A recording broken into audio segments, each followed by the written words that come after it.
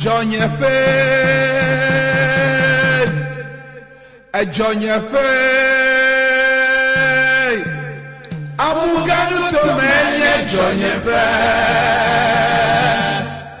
Amuganu to many Johnny Pay, Fisia Fike Mele, Fine Kemele, Mayi, Magbo, Mava, Avajredo, Ko.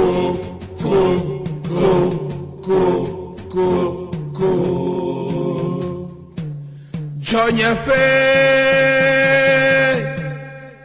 Johnny Pay, Amuganu to many Johnny Pay, Amuganu to many Johnny Pay, Fisia Fike Mele, Fine Kemele, Mayi, Magbo, Mava, Avajredo, Ko.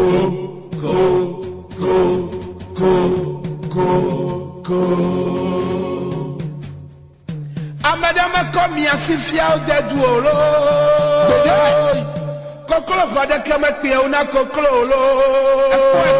Amadento yo ba pleko. Jani ta kokolo ba ba ye pomen.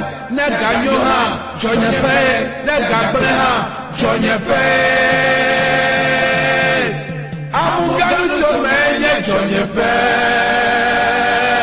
Fisia Fike Mele, Fine Kemele, Mayi, Magbo, Mava, Avajredo, Ko.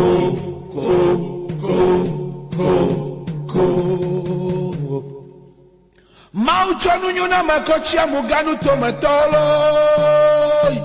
Ide puta na kweda achia pupla muodole onua la chiodo do nyeda ma kunu ye gada feme na kpo etokoko kekiake to le Ghana Amuganu temo ojochue echicheche mi to kekiake ebli chicheche ide tafia to me na kpo kese ope jojo pe le fimi Dokita gao chua Amuganu to me lawyer gao lecturer o professor o engineer o hakpala wa nu tepa o osofo wa nu tepa o Gako kwa mejuro du me kosu oba no pelo. Ogba kraba yo ma fa pe amajira pedo. Ebegbe ha o me gadua o.